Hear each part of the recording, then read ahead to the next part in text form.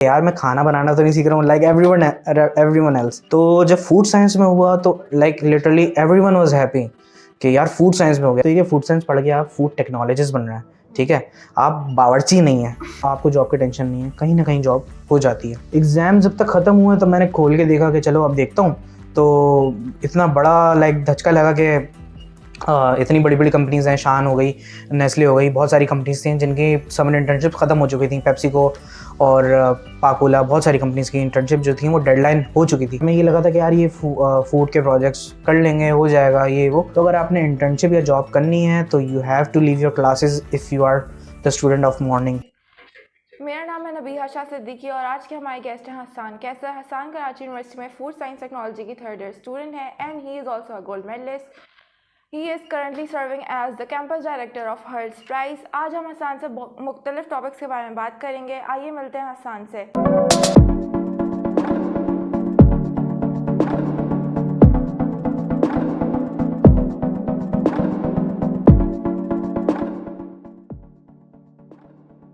Karachi university में आपने और भी जगह अप्लाई किया था डायरेक्ट? नहीं,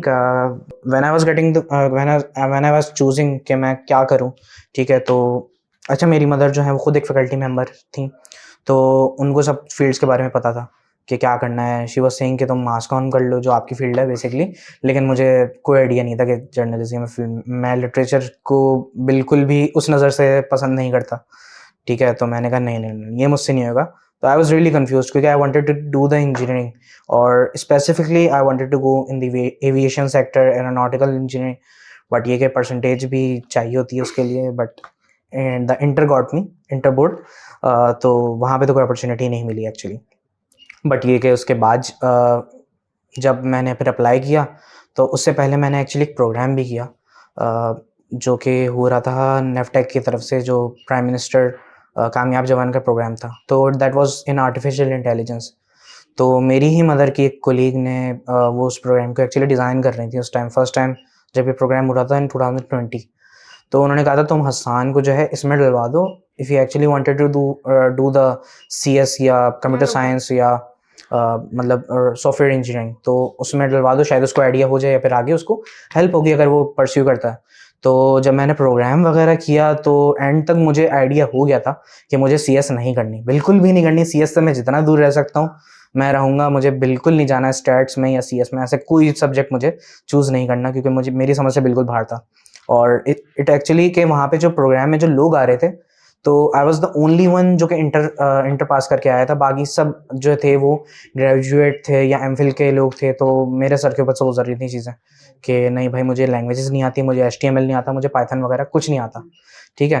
तो उसके बाद फिर मैंने जब अप्लाई किया तो मेरी चॉइस क्लियर थी कि UBIT तो नहीं जाना एक्चुअली CS की वजह से, मास कॉम भी नहीं जाना। मास कॉम तो मतलब फील्ड ही समझ में नहीं आ रही।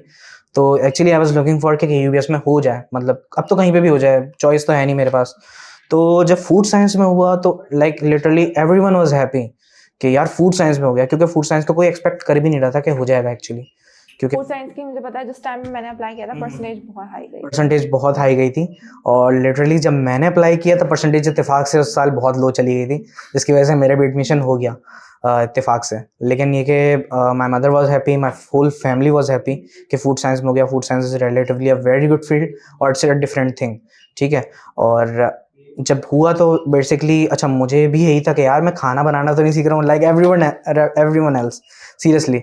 But when I got to the food science तब जाके मुझे पता चला food science is basically a combination of subjects, जिसमें बायोलॉजी, आपके chemistry, physics, each and everything is involved, ठीक है, आपकी फूड इंडस्ट्री में। And I relatively compare it to the pharmacy actually, कि जहाँ पे आप ड्रग्स और बेसिकली मेडिसिन के बारे में पढ़ रहे हैं, यहाँ पे आप फूड साइंस में फूड आइटम्स और फूड से रिलेटेड चीज़ों के बारे में पढ़ रहे हैं, ये सारी चीज़ें।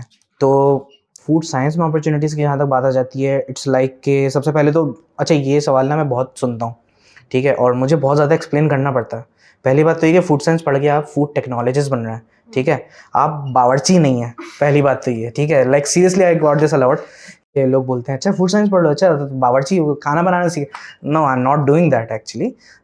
Food science is all about the production of food items, और जो जितने भी नेसेसरी आइटम्स हैं आपके, like all of the kitchen items you can find in your fridge, like dairy products हो गए, उसमें जो है आपके स्पाइसेस हो गए, like each and everything you eat you can find on a shop, ठीक है। उसमें जो है स्नैक्स हो गए आपके, you are going into the production of and processing of these items, ठीक है। तो food science is all about that actually. और आपको अपॉर्चुनिटी जो मिल रही है वो फूड इंडस्ट्री में मिल रही है। आपकी जो कंपनीज़ हैं बेसिकली, अगर मैं बड़ी कंपनीज़ का नाम लूँ तो नेशनल, शान, नेस्ले, ठीक है। डेयरी में जो है वो ऑलपर या क्या कहते हैं उसको, आपका नूरपुर और like Haleeb, there are like hundreds of companies जो कि लाइक बड़ी कंपनीज़ हैं, एंड वहाँ जो है आपको अपॉर्चुनिटी मिलती है, ठीक है। तो स्कोप जो है relatively if I compare to the other fields तो बहुत अच्छा है फूड साइंस का स्कोप, ठीक है। जितने लोग ग्रेजुएट हो रहे हैं वो इंडस्ट्री में जा भी रहे हैं, that's actually a good thing. तो ये कि स्कोप बहुत अच्छा है, but there is a saying कि जितनी बड़ी इंडस्ट्री हो, आपकी इंडस्ट्री में जाने के बाद ग्रोथ जो है वो उतनी ही स्लो है, चाहे जो कोई भी इंडस्ट्री हो, मैकेनिकल हो, फार्मेसी हो या कोई भी हो, ठीक है। तो ये बात जो है मुझे like in the final stages of my degree आके पता चली, क्योंकि when you get to know the industry people, when you get to know the seniors who are working in the industry, they are like getting the experience, और वो फिर आपको जब बताते हैं कि यहाँ पे जो है ग्रोथ एक्चुअली थोड़ी सी स्लो है कंपेयर टू अदर्स, जहाँ पे आप जैसे CS में जो है if you are doing something, if you are doing projects, आपकी स्किल्स हैं तो आप बहुत जल्दी ऊपर जा सकते हैं, लेकिन यहाँ पे ऐसा नहीं है।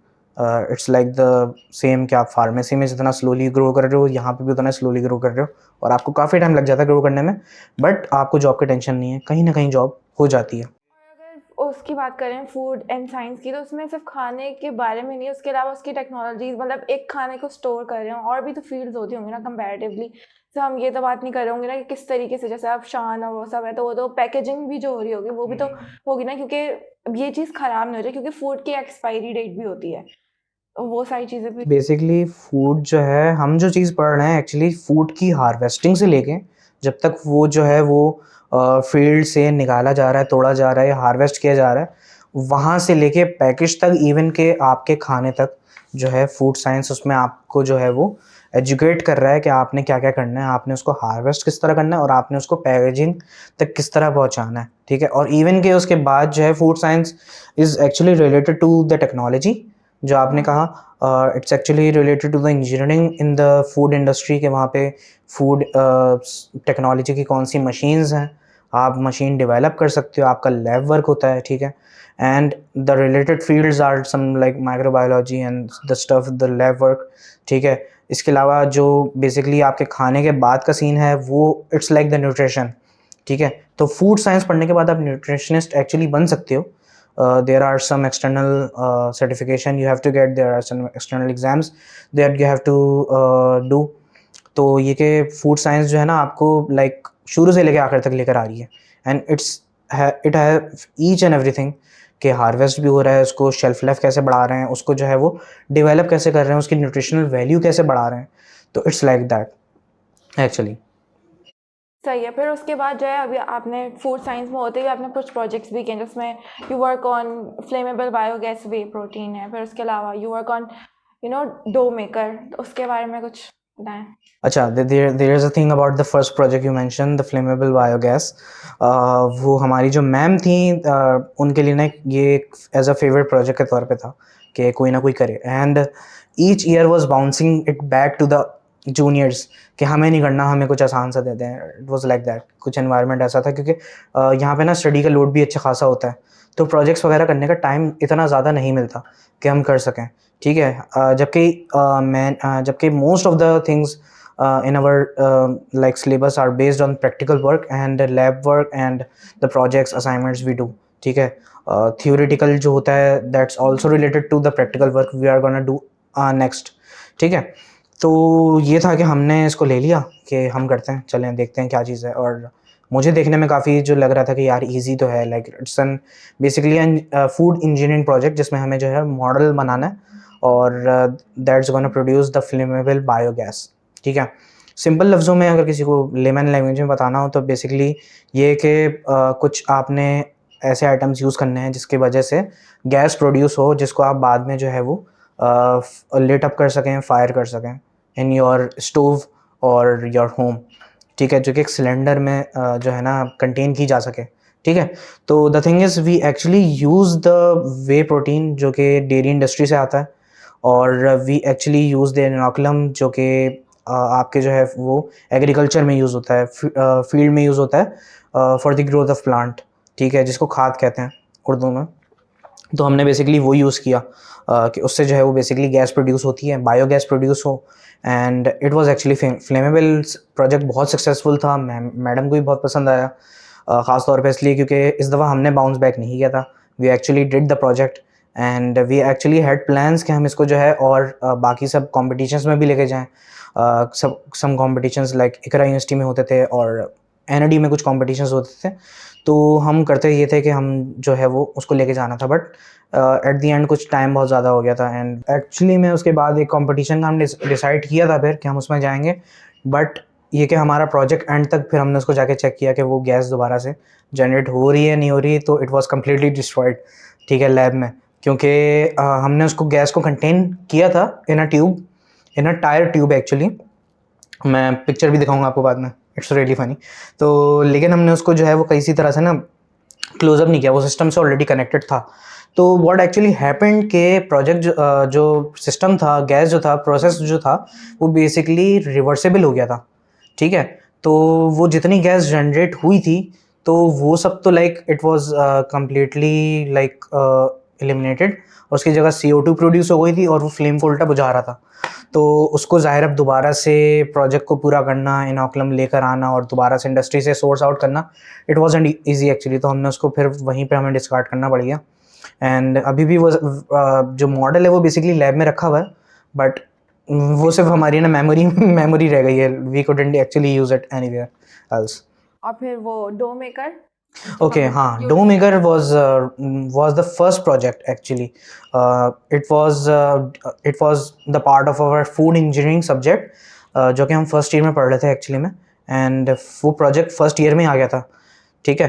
एंड द थिंग इज़ के it was kind of a reality check for us, क्योंकि हमें ये लगा था कि यार ये फूड के प्रोजेक्ट्स कर लेंगे, हो जाएगा ये वो, जबकि हमारे टीम में लाइक इवेंचुअली 9 to 10 मेंबर्स थे, बट वो प्रोजेक्ट हमने जो है वो महीने लग गए थे हमें काफ़ी, like we actually presented it in our second year, ठीक है, एंड हमारी वजह से बहुत डिले भी हुआ, ठीक है, क्योंकि हमने जो है वो बेसिकली कोई सिंपल प्रोजेक्ट नहीं उठाया था, we actually had to build the machine, we actually had to build the whole dough maker, और हमने उसको जो है वो बेसिकली हम भी बहुत मतलब पता नहीं क्यों जो है ना 1.5 होशियार बनते हैं, हमने इसको जो है वो वुड से बनाया था actually. We had to cut the wood ourselves, हमने उसको जो है वो ड्रिल किया स्क्रू से, सब कुछ करके पूरा डोम बनाया, और उसको कभी वो उसकी अलाइनमेंट ठीक नहीं बैठ रही, कभी कुछ हो रहा है, कभी कुछ हो रहा है। It was like disaster for us कि भाई नहीं हो रहा, बहुत दफ़ा उसको खोल के दोबारा से सेट किया, that was actually very difficult. उसके बाद सेकंड ईयर में आके हमने इसको एक्चुअली प्रेजेंट किया,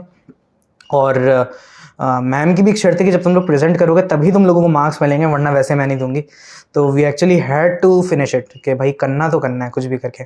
खैर at the end product was really good, we were actually happy कि चलो हुआ, और ऐसा लग रहा था कि हमें मेहनत का फल जो है ना वसूल हो चुका है एक्चुअली। तो it was like the end for us कि बहुत अच्छा हो गया, ये अच्छी चीज़ थी। फिर उसके अलावा आपने बहुत सारी इंटर्नशिप्स भी की हैं अपनी फूड साइंस से रिलेटेड, जैसे हलाल फूड्स की इंटर्नशिप थी, उसकी अपॉर्चुनिटी किस तरीके से अवेल किया, यूनिवर्सिटी की तरफ से मिली? अच्छा, द थिंग इज़ के हलाल की जो इंटर्नशिप थी उसकी भी बैक स्टोरी है, काफ़ी अजीब सी वियर्ड बैक स्टोरी है, ठीक है। द थिंग इज़ के हमारी यूनिवर्सिटी में एग्ज़ाम्स जो है ना वो जून जुलाई के कभी भी हर साल ना डिफरेंट टाइम पे होते हैं, ठीक है। तो जुलाई जून के उसमें मई के एंड में एग्ज़ाम्स चल रहे थे और बिल्कुल जून के एंड में ख़त्म हुए, ठीक है। तो द थिंग इज़ कि हमारी जो इंडस्ट्री है फूड इंडस्ट्री, उसकी जो समर इंटर्नशिप्स आती हैं एक्चुअली में, तो वो ना 1 जून से आती हैं, ठीक है, और उनकी डेडलाइंस होती हैं। तो हमारे चलने एग्ज़ाम, हम लगे हुए पढ़ाई में, हमें कोई आइडिया नहीं था। सेकंड ईयर वगैरह में मैंने कोई सोचा हुआ नहीं था कि मैं इंटर्नशिप करूँगा, बाद में करेंगे जब टाइम आएगा, ठीक है, इट वाज लाइक दैट। और एक अच्छी चीज़ है फूड साइंस में कि आपकी इंटर्नशिप्स जो हैं वो जल्दी से जल्दी हो जाती हैं, तकरीबन 80 to 90% पीपल की इंटर्नशिप हो जाती हैं और फाइनल ईयर में आके वो लोग जो हैं वो अच्छी जॉब कर रहे होते हैं, परमानेंट जॉब। तो it's actually a good thing कि लोग जो हैं बहुत जल्दी जो है वो अपनी प्रैक्टिकल लाइफ में और प्रोफेशनल लाइफ में जुड़ जाते हैं आगे आके। तो ये था कि थर्ड ईयर में चले इंटर्नशिप करेंगे। एंड जब मौका आया, बीच में इंटर्नशिप्स आती थी तो मैं देख रहा था अच्छा यार मैं अभी सीवी नहीं बनी हुई, ये नहीं बना, वो नहीं बना, चलो एग्ज़ाम्स ख़त्म करके फिर अप्लाई करूँगा। ठीक है, एग्ज़ाम जब तक ख़त्म हुए तब मैंने खोल के देखा कि चलो अब देखता हूँ।